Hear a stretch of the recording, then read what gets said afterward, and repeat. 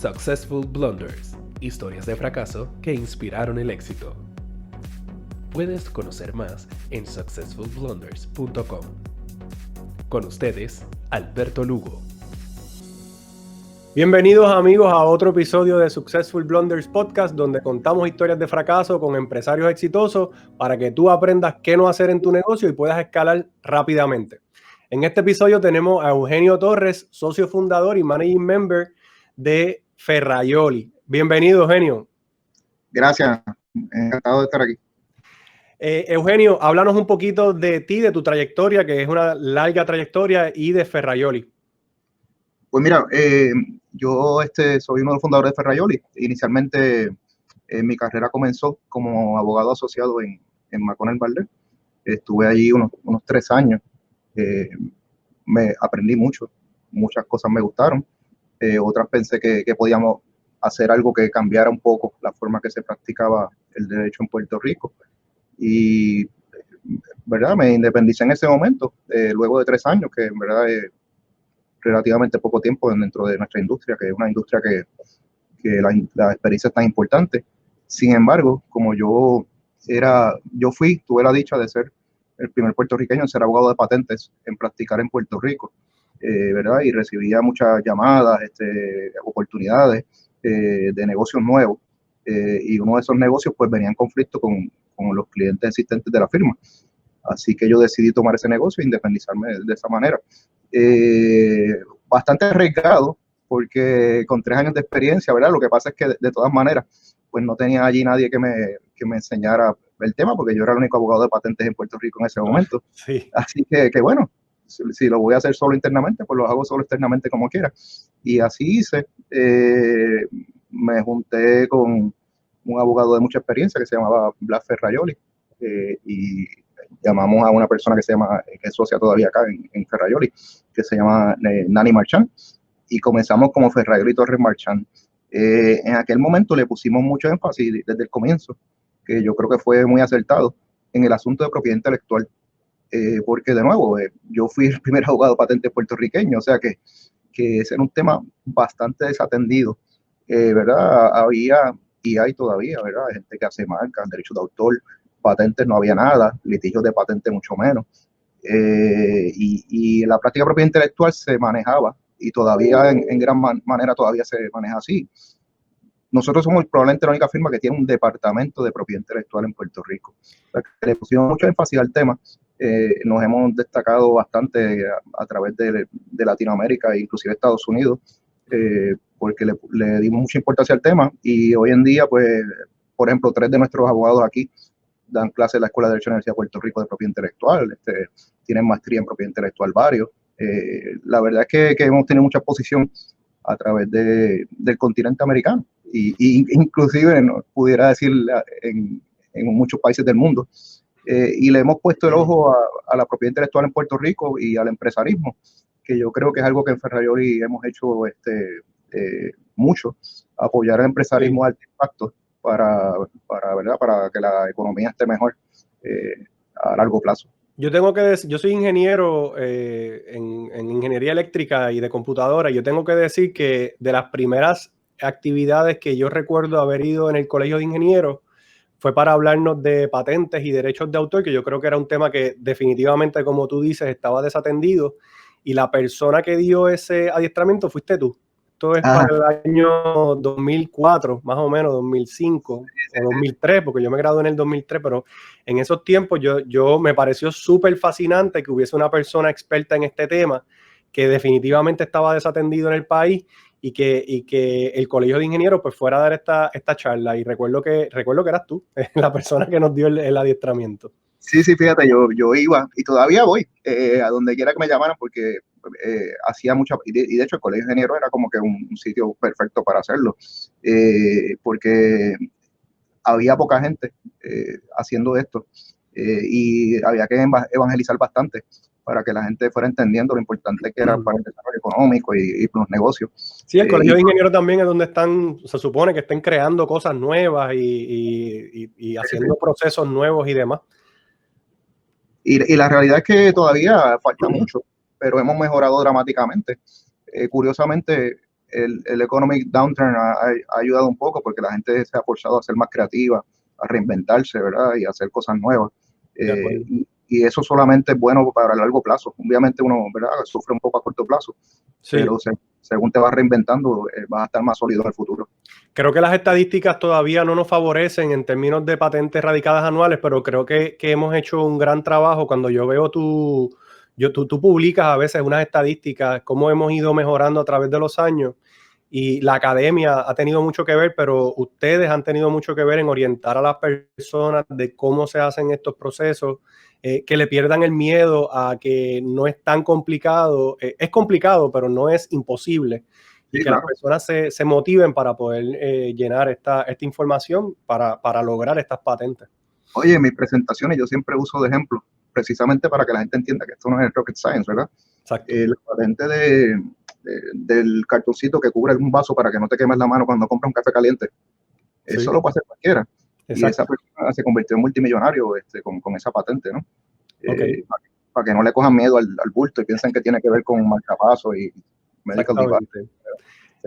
Genio, háblanos de una experiencia que hayas tenido de fracaso o, como le llamamos al podcast, un blunder, un error de negocio que todavía recuerdas y cómo te moviste adelante.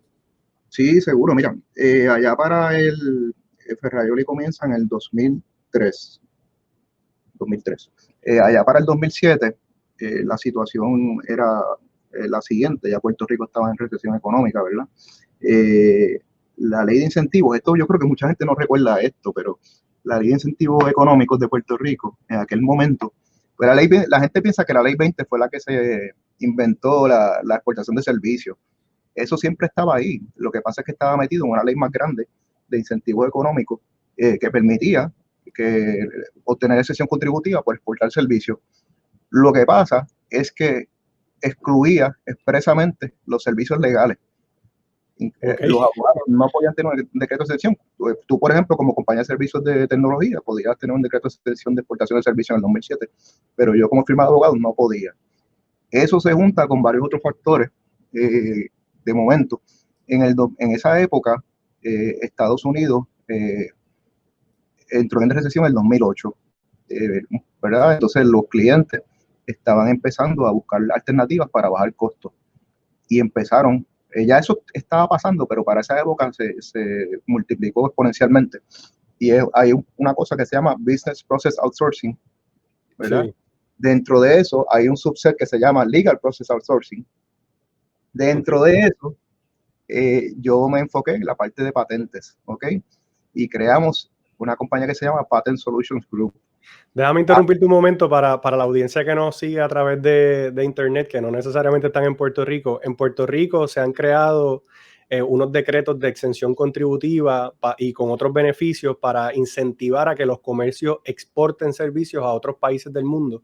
Y de eso es que Eugenio está hablando, pero en su práctica legal, pues eso no estaba dentro del decreto, es lo que me quieres decir. Sí, no se podía tener un decreto de exención contributiva para exportación de servicios legales, lo decía expresamente, y creo que de contabilidad tampoco, si mal no recuerdo. Ok, continúo. Si yo portaba servicios, no era una actividad exenta, que no iba a recibir exención contributiva. Así que creamos una compañía que era propiedad de los socios de Ferraioli, pero era una compañía básicamente de ingenieros y técnicos de servicios de ingeniería, que se llamaba Patent Solutions Group. Y de nuevo, era como un nicho de un nicho de un nicho. Está Business Process Outsourcing, Legal Process Outsourcing, dentro de eso, servicios de patente, y dentro de eso, a su vez, había que enfocarse en las cosas que estaban reglamentadas por las leyes de control de exportación y ITAR, que ITAR es International Traffic of Arms Regulations. Esto, en otras palabras, compañía aeroespacial mayormente, ¿okay? Que en aquel momento se estaba formando, o sea, todo coincidió, se estaba formando en el área oeste de Puerto Rico un aerospace cluster. Me acuerdo. Para aquella época, en el cual Pratt & Whitney era un actor muy, muy importante. ¿Qué pasa? Se junta todo eso y la razón que tiene que ser así es la siguiente. Nosotros no podíamos competir de forma alguna con los big players de Legal Process Outsourcing, India, Filipinas, México y otros, ¿verdad? Particularmente India, porque en India le pagaban a un abogado superestrella de $8,000 a $12,000 Wow. Pues imagínate tú. Entonces, Sí, pues la ventaja en costo para el cliente pues era devastadora. O sea, que yo tenía que buscar un nicho donde yo tuviera una ventaja dramática en costo, pero que tuvieran que ir donde mí, y eso se convierte en el export control. La razón para esto es que las leyes de export control impiden que salga de Estados Unidos cualquier cosa que tenga que ver con defensa. ¿Ok? Sí, te entiendo perfectamente. Estados Unidos no permite que cierta información salga a los Estados Unidos, y me imagino que como Puerto Rico es un territorio de los Estados Unidos, pues cualifica Es para que correcto. se pueda hacer desde Puerto Rico. Exactamente, que de hecho es la justificación detrás del Aerospace Cluster también. Claro. Entonces tú tienes la justificación legal más el hecho triste, pero es un hecho, de que las pagas en Puerto Rico para profesionales no son tan altas como los Estados Unidos. O sea que dentro del territorio americano, pues era la jurisdicción más accesible en términos económicos. Pero lo puedes ver triste, pero lo puedes ver como una ventaja competitiva para los que estamos en la isla, ¿verdad? Porque podemos competir en precio y pues, estamos dentro de Estados Unidos. O sea que no somos tan económicos como India, pero somos más económicos que probablemente Texas o Delaware, y estamos dentro del territorio. Definitivo, exactamente, definitivo. Entonces, bueno, pues el nicho, llegamos a básicamente la industria aeroespacial y tecnología, hacerle servicios de patente a esas industrias y a las firmas de abogados que las sirven. ¿Ok?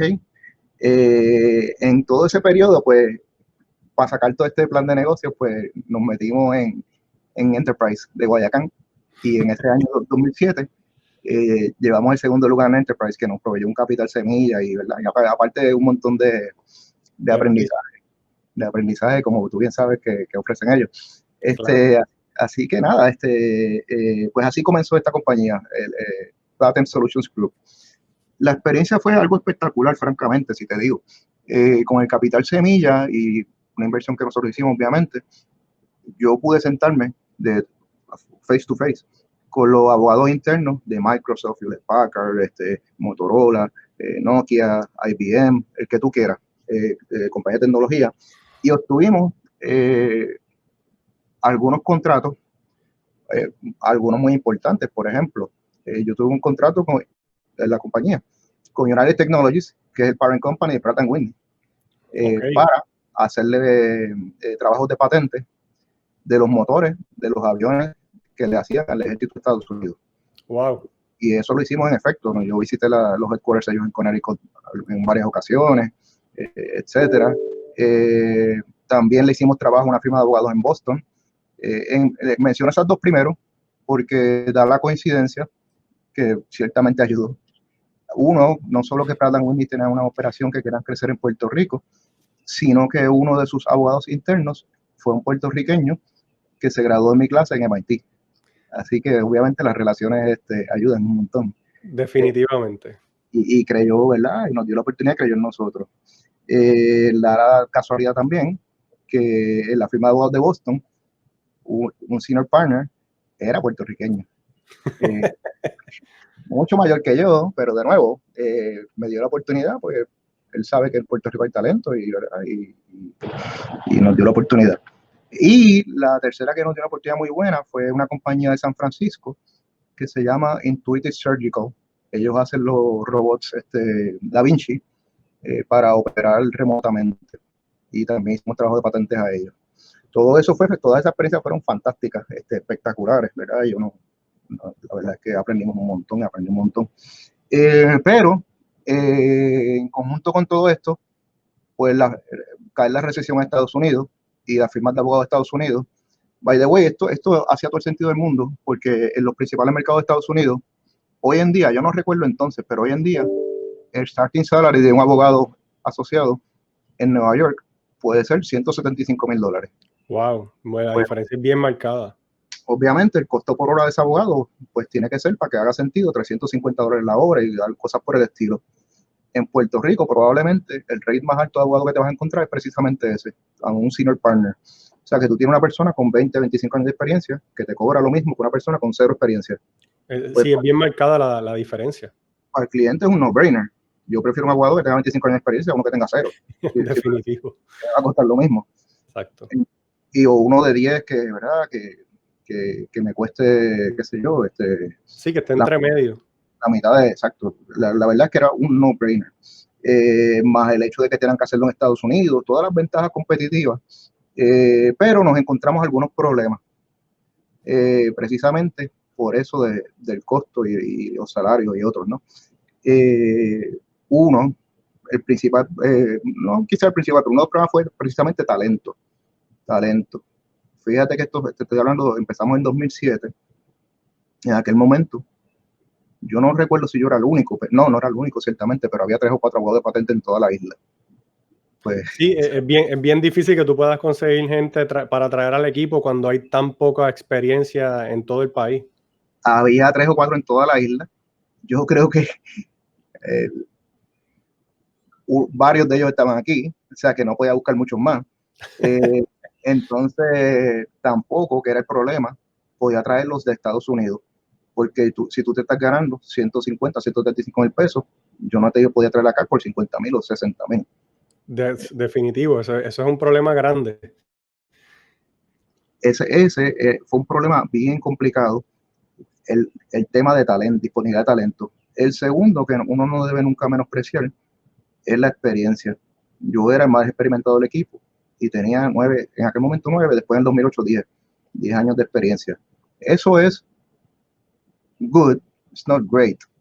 En mi industria la experiencia es muy importante y de hecho un cliente me lo dijo de frente una vez, me dijo, mira, I'm fine with you, yo 10 años cuts it for me, pero estos muchachos no están empezando y tienen 2 años, 3, y no me funcionan, y te lo voy a decir de frente para que tú sepas.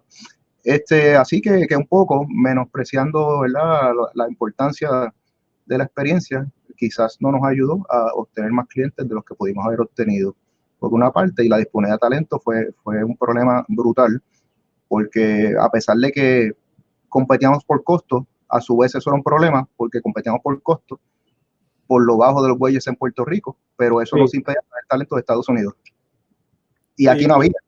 Exacto, entonces, wow, eso es un problema grande porque ya veo que tienes clientes en la cartera, ya estás haciendo trabajo, ya se te está acumulando el trabajo porque no son proyectos fáciles y no tienes personal. No tenía personal ni forma de traerlo y tenía que ser o de Puerto Rico o de Estados Unidos, precisamente por el problema de que me estoy enfocando en un mercado que tiene que ser americano. Sí, no tenía otra posibilidad. Entonces, el otro issue que yo creo que fue bien importante, de nuevo, nicho, en unos asuntos que eran de primordial importancia para los clientes. Recuerda que me estoy enfocando en unos clientes top notch, ¿sabes? Las compañías más importantes de tecnología de aeroespacial de Estados Unidos. ¿Y qué pasa? Esas compañías, casi todas, si no todas, son públicas y tienen junta de directores y otra gente a la que reportar, ¿no? Accionistas. ¿Por qué eso es importante? Pues no es lo mismo que tú tengas lo que llaman un bed de house litigation de Microsoft, por ejemplo, o el que sea, Hewlett Packard, y le diga a la junta, la perdí con una firma en Nueva York, con la firma más importante del mundo de Nueva York, que decirle, me arriesgué a bajar costos con una firma del Caribe de Puerto Rico, su lead tiene 10 años de experiencia y perdimos. Esa persona le cortan la cabeza mañana. Claro, porque a veces el dinero no es lo más importante en estas transacciones, es el éxito. Es correcto. Pues eso también un poco es importante tomarlo en consideración, ¿verdad? El factor de uno de experiencia y dos, ¿verdad? Que uno debe ir ganando la experiencia y la credibilidad a través del tiempo. Porque hoy en día, fíjate, yo creo que no le paramos al lado cualquier firma de Estados Unidos, pero van 13 años de eso. Claro. La realidad que en aquel momento, pues, y aún así, hoy en día, inclusive hoy en día, si hay un bed de house litigation, esas compañías van a seguir mirando para Nueva York y para San Francisco y otras, ¿no? Claro. O sea, que eso fue otro problema. Yo creo que esas tres, talentos, el hecho de el cliente, ¿verdad? Llevar cosas tan importantes a un mercado como Puerto Rico y el hecho de la experiencia que teníamos en aquel momento. Las tres cosas, yo creo que fueron los tres. Y Eugenio, entonces, ¿qué pasó con esa práctica o cómo atendiste ese problema o qué aprendiste de esta situación? ¿Qué fue lo que pasó? eso no termina ahí porque nos encontramos esos issues y vimos que no podíamos crecer la práctica mucho más de la que le pudimos crecer. Entonces eso un poco spun off en otra cosa. Que mira, en aquel momento en Puerto Rico, desde 1950 y pico al 2008-2009, te estoy hablando ahora, solamente ha habido que la historia como 4 litigios de patentes, una cosa así. Pocos problemas, poco litigio. Y todos esos litigios habían sido manejados por firmas de Estados Unidos, porque en Puerto Rico pues no había el expertise. Claro, aquí te requieren en el Tribunal Federal que tú tengas local counsel local, pero eso básicamente, bendito, a veces despectivamente nosotros mismos nos llamamos los filmones, ¿verdad? Exacto. Te dicen lo que hacer y tú te presentas allí, tú sabes. Pero las firmas de Puerto Rico no manejaban el pleito y ni lo podían manejar porque no tenían el expertise de patente necesariamente. Sí. Entonces, ¿qué pasa? Como había aprendido ya que Microsoft, IBM, Hewlett Packard, Motorola no me iban a llamar a mí para los litigios de patentes, Red House, etcétera, pues empezamos a mirar otra cosa, que era, no sé si has escuchado el término, bueno, hay 2 términos, está el despectivo y está el no despectivo. El despectivo es patent trolls. Sí, lo he escuchado, he leído sobre él, que son personas que atacan a compañías que tienen patentes que posiblemente no se van a poder defender para quitarle la idea o beneficiarse de la idea en lo que logran demandarlos y prohibirle que vendan el producto y todas esas cosas. Exacto. Esencialmente es como el término no despectivo es non-practicing entities. Los non-practicing entities son entidades que acumulan o aglomeran patentes. Yo te la compro a ti, se la compro a aquel, y la utilizo para atacar ofensivamente por eso se llaman non-practicing, porque no manufacturan nada ni venden nada. Exacto. Sino que compran el activo y con ese activo demandan a compañías de tecnología que puedan estar violando esa propiedad intelectual y crean una compañía aparte para que sea la dueña de ese activo. Y con esa compañía pues demandan a 30 compañías de tecnología, 20, de verdad, depende de quién la esté violando, quién esté cerca de violarla. Pues nosotros como empezamos a trabajar en eso, fíjate, y fuimos súper exitosos en eso también, súper. De hecho, tan exitosos fuimos en eso y esto lo digo, ¿verdad? Realmente te lo digo con mucho orgullo. Con orgullo. En el 2016, empezamos eso en el 2009, por ahí, 9, 10. Entonces, ya para el 14 habíamos llegado a un pico bastante bueno. Y en el 2016 fuimos la firma de Estados Unidos que más casos de litigios de patente tuvo en toda la nación. No en Puerto Rico, no en Estados Unidos completo, ningún abogado vio más casos de patente que yo, por ejemplo. Para entender bien, Eugenio, tú estabas entonces, tu target, tu audiencia era las compañías que las estaban demandando para defenderla, o tú estabas del lado del troll, ¿cómo era? No, ¿Estabas defendiendo compañía? Yo estaba del lado del non-practicing entity, del troll, sí. Okay. Y la razón es que a mí no me iba a llamar Microsoft para defenderla. Claro. Ese es the whole point. Primero, porque en Puerto Rico no había experiencia suficiente de litigios de patentes. En aquel momento, de nuevo, 4 litigios en 60 años. O sea, sí. Sin embargo, ya para el 16, en Estados Unidos, ningún abogado estuvo envuelto en más litigios de patente que yo y que otra persona de aquí de Ferrari. Ninguno. Y eso fue una experiencia espectacular. O sea, nosotros litigamos contra todas las firmas principales porque los abogados de Microsoft, de Hewlett Packard, de IBM, de Motorola, etcétera, eran las firmas principales de Estados Unidos. Sí. Los que no nos hubieran dado el trabajo precisamente porque no querían una firma del Caribe. Entonces, litigamos. Te voy a hacer un cuento curioso de esa litigación, que fue otro failure también, by the way. Nosotros, esas litigaciones, casi todas en aquel momento, se llevaban a cabo en the Eastern District of Texas. O sea, nosotros volábamos para allá todo el tiempo. Y es un pueblo realmente que se llama Marshall, Texas, que tenía 2 semáforos, que tú almorzabas en una mueblería, era bien chiquito. Había un solo juez, el juez era como una celebrity, porque la economía del pueblo revolucionaba alrededor de los litigios de patentes. Y la razón, literalmente, cuando tú ibas con tu corbata por ahí caminando por las calles, te ibas a San Antonio, y sabían que era un abogado porque no había otra forma de Exacto, que tú estuvieras allí con esa pinta. Tú te parqueas frente al tribunal porque siempre estaba disponible el parking, nada, una cosa brutal. Y la razón para eso es que ese distrito creó unas reglas especiales para manejar los litigios de patente de manera expedita. Y eso ayudaba mucho al que quería demandar. ¿Ok?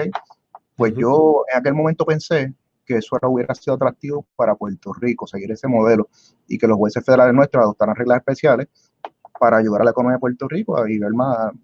Ahí me equivoqué grandemente. Claro, ese es tu optimismo que todos tenemos acá en Puerto Rico, pensando que los procesos se pueden cambiar fácilmente para apoyar la economía y no necesariamente ese es el caso.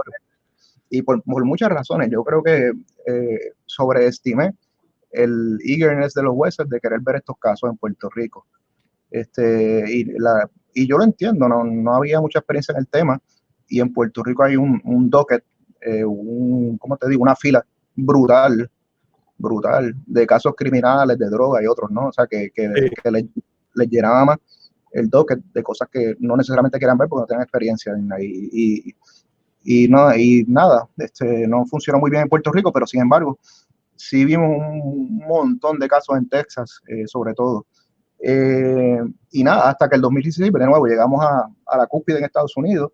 Yo vi 4, lo que llaman Markman hearings, que eso es un montón.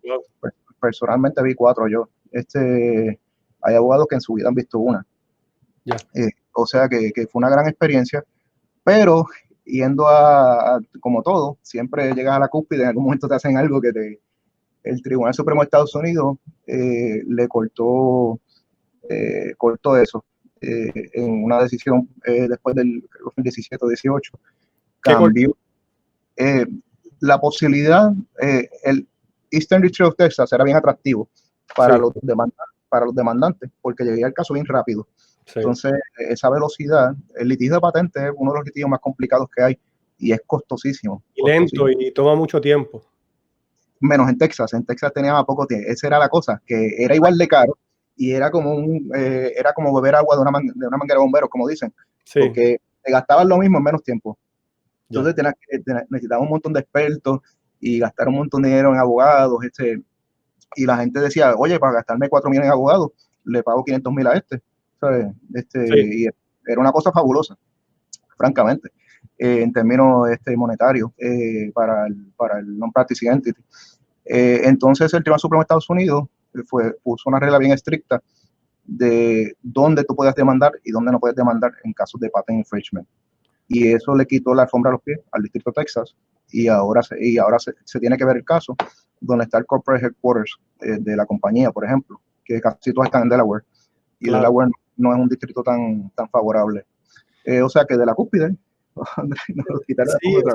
vamos a recapitular un poquito en esto de los errores y demás, pero no creo que hayan sido prácticamente errores que cometiste, sino eran situaciones que, primero, que metiste en un mercado donde no había mucha experiencia en Puerto Rico, así que no conseguía personas que pudieran trabajar, abogados que pudieran ayudarte. Eso es uno. Sí, correcto. La número 2, que el tribunal le hubiese quitado la oportunidad a que Texas transara estos casos de una manera rápida, tampoco es una situación que tú pudiste haber evitado. Eso sencillamente, yo creo que hasta fue un avance para ti haber visto la oportunidad en estas compañías donde tú podías brindarle servicio, porque las 4 o 5 compañías que tú ibas a atacar en Puerto Rico no necesitaban o no querían el servicio si no tenías toda la experiencia del mundo como una compañía de Estados Unidos. Entonces, que tampoco cuando el tribunal le quitó la posibilidad de que Texas hiciera esto de una manera rápida, tampoco era culpa tuya, pero te pasó. Pero fíjate, en esa segunda, yo creo que el learning para mí es el siguiente. Cuando tú haces un modelo de negocio que depende en gran medida de loopholes en las leyes o definiciones reglamentarias que te las pueden quitar mañana, es un problema. Ese realmente es el learning ahí, ¿no? Porque el loophole me lo cerraron, inmediatamente pues el modelo se convirtió en ¿cómo te digo? En fallido. Obsoleto, seguro. Sí, eso también yo estoy totalmente de acuerdo. En el caso de nosotros, por ejemplo, hacer un software que corra sobre una plataforma de Microsoft que tú no sabes cuándo ellos la van a cambiar o cuándo ellos la van a eliminar, pues es depender de un tercero. En el caso de nosotros es bien parecido a lo que te pasó a ti en el caso de un loophole en una ley. Correcto. Y ese es el learning, pero de nuevo, los learning de la primera etapa, que fue la de el Legal Process Outsourcing, y de la segunda fueron invaluables. Y yo estoy rebobinando todo eso para, que es lo que hemos estado haciendo en los últimos años, para proveerle el conglomerado de servicios a Latinoamérica, porque ahí tengo una ventaja adicional que no tenía con los clientes de Estados Unidos. Que es el idioma probablemente. El español y la cultura, correcto. Y esa ventaja no la quita nadie, ¿ves? Claro que no. Esa está ahí. Así que con todos los learning es eso. Y el learning de costos, la ventaja de costos sigue ahí. Porque una firma de Washington DC, o de Miami, o de San Francisco, o de Nueva York, sigue siendo mucho más cara que la de Puerto Rico.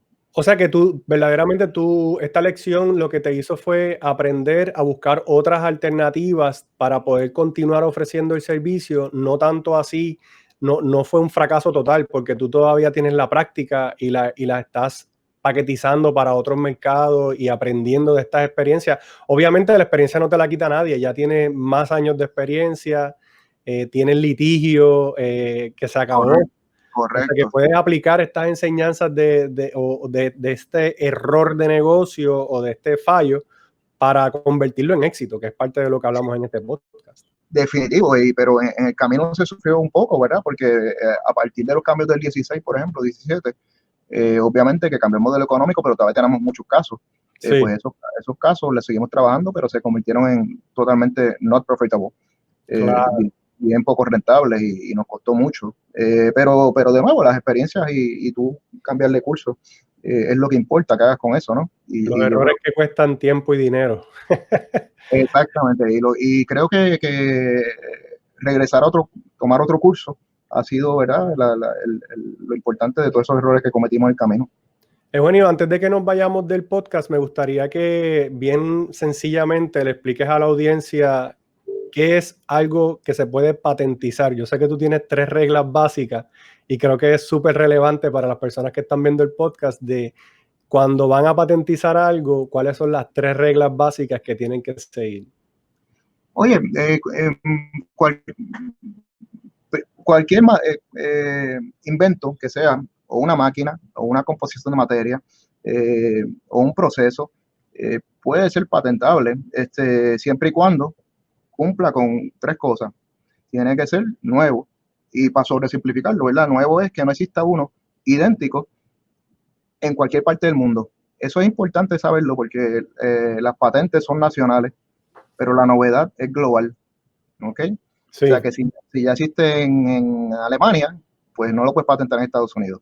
Tiene que ser nuevo, tiene que ser útil, o sea, quiere decir que tiene que tener un uso beneficioso, el que fuera. Después que tenga uso beneficioso, es patentable. O sea que eso no es mucho problema. Y tiene que ser non-obvious, no obvio. Y de nuevo, para simplificarlo brutalmente, non-obvious es que una persona que sepa del tema, ¿verdad? de ver el invento, ve una cosa vieja A, ve una cosa vieja B, las combina para hacer la C, y esa combinación a esa persona diestra le resulta obvia, que eso es bastante subjetivo, francamente. Sí. Si eso es así, ese invento no se puede patentar. O sea que eso esencialmente son las 3 cosas que le hay que cumplir, ¿verdad? En términos de requisitos. Pero básicamente el Tribunal Supremo dice anything under the sun made by man con mayúscula obviamente, sí. es materia patentable. Así que cualquier cosa que haga un ser humano la puede patentar. Y cuando decimos que es nuevo, puede ser una mejora a un proceso o a un producto que no existe. O sea, que no tiene que ser totalmente una invención, sino una mejora en algo que ya existe, que tú lo mejoraste. De hecho, eso que tú dices es una de las materias patentables. Las materias patentables and any improvement thereof. Una mejora, una cosa que existe ya, ciertamente. Y lo que tiene que tener es por lo menos una diferencia sobre algo que exista previamente. Viste que aprendí bastante del curso que diste cuando estaba en el colegio. Mira, Eugenio, ya nos extendimos bastante, pero veo que tienes una camisa de EO. ¿Qué es EO? Cuéntanos. Mira, EO es Entrepreneurs Organization. Entonces yo soy miembro del capítulo de Puerto Rico. De hecho, desde julio 1 soy el presidente de este año. Eso. Y IO es una organización que junta empresarios fundadores, dueños de negocio, o personas que adquirieron por lo menos 51% o más del interés en un negocio, que al menos venda $1 millón. La razón para esto es que IO piensa que después de ese nivel, las complejidades de los negocios son similares, ¿no? Entonces, IO es una organización que es de peer-to-peer learning, donde logra que los empresarios se apoyen y aprendan unos de otros. Esto es porque ser el dueño de negocio puede ser bien solitario. O sea, tú no llegas a tu negocio a contarle los problemas a todo el mundo porque los entristece o ¿verdad? Dices, mira, el jefe está... Los que no tienen socios es peor. Lo que dice es peor, dice, mira, van a cerrar mañana, el jefe está triste, está deprimido, no sé, tú sabes. Entonces tú vas y compartes situaciones de negocio, familiares, personales, con otros empresarios y en un ambiente de total confidencia, pues se ayudan unos a otros de aprender de sus experiencias, no de sus opiniones.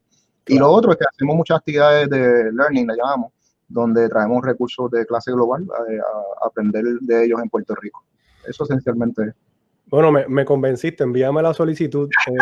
Eugenio, gracias por participar del podcast. A mí me pareció súper interesante, espero que a la audiencia le guste y no sé si es porque me encanta el tema de patentes y derechos de autor y porque soy ingeniero, pero me pareció bien interesante la historia que contaste. Así que muchas gracias por estar en el podcast. Súper, un placer, Alberto. Amigos, gracias por seguirnos a través de las redes sociales. Si estás viendo este podcast en YouTube, recuerda darle like, comentar y darle a la campanita para que te lleguen las notificaciones de los nuevos episodios. Y si lo estás escuchando a través de cualquiera de las plataformas de podcast, te damos las gracias. Así que déjanos un comentario y continúa viendo Successful Blunders Podcast. Successful Blunders, historias de fracaso que inspiraron el éxito. Puedes conocer más en successfulblunders.com.